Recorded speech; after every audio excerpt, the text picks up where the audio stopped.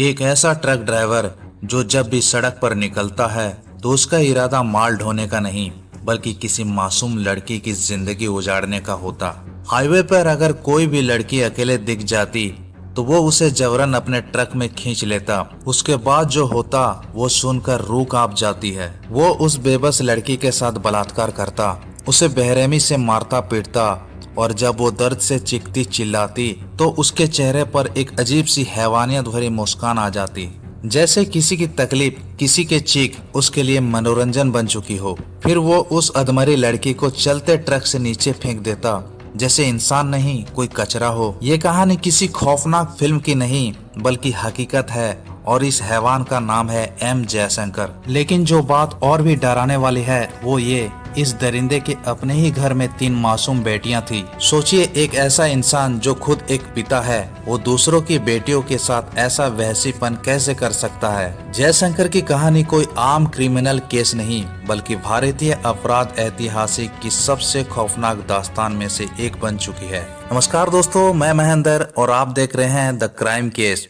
Video अगर पहली बार आप देख रहे हैं तो हमारे चैनल को सब्सक्राइब करें, वीडियो को लाइक करें और शेयर भी करें। साल 2008 की बात है, जब जयशंकर अपने ट्रक से हाईवे पर सफर कर रहा था तभी उसकी नजर सामने से अकेली आ रही एक महिला पर पड़ी। वो बिना किसी हिचकिचाहट के उसे पकड़कर पास के जंगल में खींच ले गया। वहां उसके साथ दरिंदगी की सारी हदें पार की, बलात्कार किया और फिर एक भारी पत्थर से उसका सिर कुचलकर बेरहमी से उसकी जान ले ली। इसके बाद वो शांत भाव से ट्रक स्टार्ट करता और जैसे कुछ हुआ ही ना हो वहां से निकल जाता। पुलिस महीनों तक हाथ पर हाथ धरे रह जाती, कोई सुराग नहीं मिलता। जयशंकर को यकीन हो जाता है कि वो कानून की पकड़ से बच निकलता है। कहते हैं ना, एक बार जब खून का स्वाद लग जाए तो इंसान अक्सर वही लौटता है और यही उसकी आदत बन गई।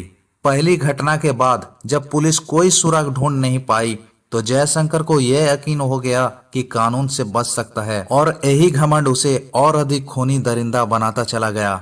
साल 2008 में जयशंकर ने 4 महिलाओं के साथ दरिंदगी की सारे हदें पार कर दी। इसके बाद वो 18 महीनों में उसने 18 मासूम औरत और लड़कियों को अपना शिकार बनाया। ये घटना धीरे धीरे पूरे क्षेत्र में फैलने लगी और कर्नाटक तथा आंध्र प्रदेश में लोगों के मन में गहरी दहशत बैठ गई। खासकर महिलाएं और लड़कियां घर से बाहर निकलने से डरने लगी। लोगों को लगने लगा कि कोई अज्ञात राक्षस है, ये अचानक आता है, बलात्कार करता है, हत्या करता है और फिर अंधेरे में गायब हो जाता है। अब औरतें सड़कों पर निकलने से डरने लगी थी। विशेष रूप से राजमार्ग यानी कि हाईवे पर सन्नाटा छा गया था। उधर जयशंकर भी अब यह समझने लगा था कि उसके अपराध अब इतने बढ़ चुके हैं कि पुलिस कभी भी उसके पीछे आ सकती है। ऐसे में जयशंकर ने एक चाल चली। वो ढाबे पर खड़ी सेक्स वर्कर महिलाओं को शिकार बनाने लगा। उन्हें काम का लालच देता, ट्रक में बैठाता, सुनसान जगह ले जाता, उनका भी वही हाल करता, बलात्कार, हिंसा और हत्या। कभी चाकू से गला रेत देता तो कभी पत्थर से सिर कुचल देता। अब जयशंकर को लगने लगा था कि सेक्स वर्कर का कोई पूछने वाला नहीं है, कोई रिपोर्ट नहीं होगी, कोई गवाह नहीं मिलेगा। वो उन्हें आसान शिकार समझने लगा।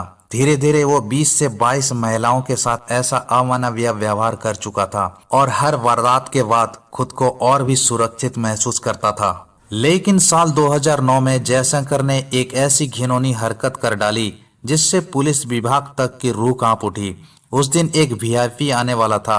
उसकी सुरक्षा में तैनात थी एक महिला कांस्टेबल, नाम था जामुनी, और ड्यूटी थी सुनसान हाईवे के पास। वहीं से गुजरते हुए जयशंकर की नजर उस पर पड़ी। उस दिन उसका दिमाग और भी ज्यादा शैतानी सोच से भरा हुआ था। वो जामुनी को अकेला देखता है और उसे जबरन अगवा कर लेता है। जामुनी उसे रोकने की पूरी कोशिश करती है। वो कहती है, मैं पुलिस में हूँ, अगर तूने मुझे कुछ किया तो तुझे फांसी हो जाएगी, मुझे छोड़ दे।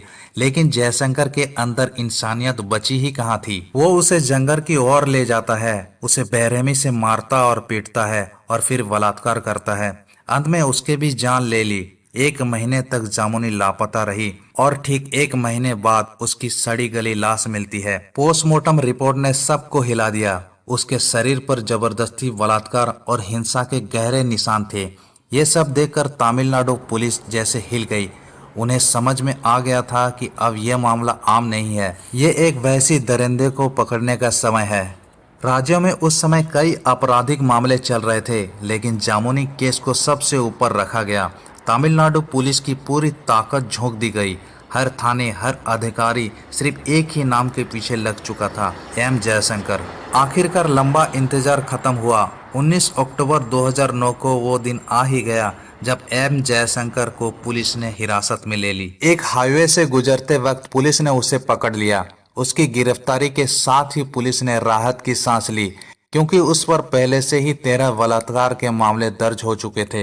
लेकिन सबसे चौंकाने वाली बात यह थी कि पुलिस की गिरफ्तार में आने के बाद भी जयशंकर मुस्कुरा रहा था, जैसे उसे अपने अपराधों पर शर्म नहीं बल्कि गर्व हो। ना कोई डर, ना कोई पछतावा।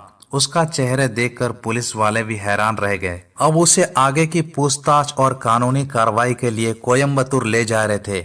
पुलिस उसे गाड़ी में बैठाकर रास्ते से गुजर रही थी, लेकिन तभी एक बस अड्डे के पास पुलिस गाड़ी कुछ देर खड़ी होती है और इसी मौके का फायदा उठाकर जयशंकर पुलिस की आंखों के सामने से भाग खड़ा होता है। एक वैसी अपराधी जिस पर इतने गंभीर आरोप थे, पुलिस के सुरक्षा में रहते हुए हिरासत से फरार हो गया।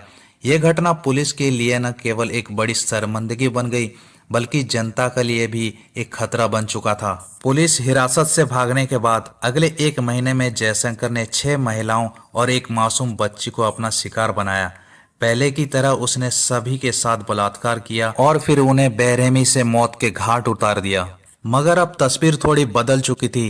पुलिस के पास जयशंकर की पूरी पहचान और जानकारी थी। जगह जगह उसके पोस्टर लगाए गए। लोगों को बताया गया कि एक खूंखार अपराधी खुलेआम घूम रहा है और उसे जल्द से जल्द पकड़ना जरूरी है। हालांकि जयशंकर भी कोई साधारण अपराधी नहीं था। वो बेहद चालाकी से काम करता, छोटे छोटे गांव में और कब्रों में छिप कर रहता, भेष बदलता और पुलिस को चकमा देता रहा। इसी तरह छिपते छिपाते जयशंकर एक गाँव में पहुंच जाता है। वहीं गांव की एक महिला जिसके नाम चंद्रकला, वो घर में अकेली रहा करती थी। तभी जयशंकर उसके घर में दस्तक देता है। कहता है, बहन मुझे बहुत भूख लगी है, मुझे खाना दो। चंद्रकला को उस पर तरस आ गया। वो अंदर से खाना लाने चली गई, लेकिन जैसे वो वापस खाना लेकर लौटी, जयशंकर उस पर टूट पड़ा जैसे कोई पागल दरिंदा हो। चंद्रकला जोर जोर से चीखने लगी और उसकी आवाज सुनकर गांव वाले दौड़ते चले आए। चंद्रकला की किस्मत अच्छी थी कि सही समय पर गांव के लोग पहुंच गए। लोगों ने जयशंकर को पकड़ लिया और जमकर पीटा। 5 मई 2011 को एक बार फिर वो पुलिस की गिरफ्त में आ गया। लेकिन कहानी यहीं खत्म नहीं होती। जयशंकर को बेंगलुरु की एक जेल में रखा गया, जहां से उसने कई बार फरार होने की कोशिश की। एक बार तो उसने एक पुलिस कर्मी की वर्दी चुरा ली और पहनकर निकलने ही वाला था, लेकिन हर बार की तरह वो पकड़ा गया। जेल में तैनात अधिकारी अब समझ चुके थे कि ये केवल एक अपराधी नहीं, एक मानसिक रूप से विक्षिप्त व्यक्ति है। उसकी हरकतें आम कैदियों जैसे नहीं थी। वो हर समय उल्टे सीधे काम करता, पागलों की तरह व्यवहार करता। उसे जेल में जैसे घुटन से महसूस होती थी।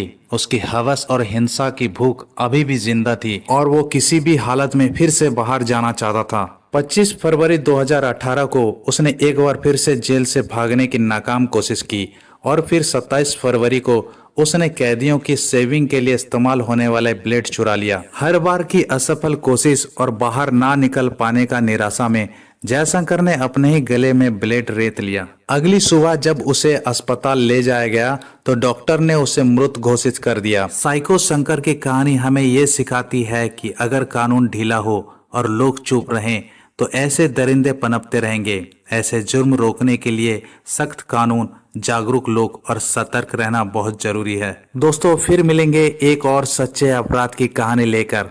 तब तक के लिए जय हिंद। और जाते जाते द क्राइम केस चैनल को सब्सक्राइब करना ना भूलें।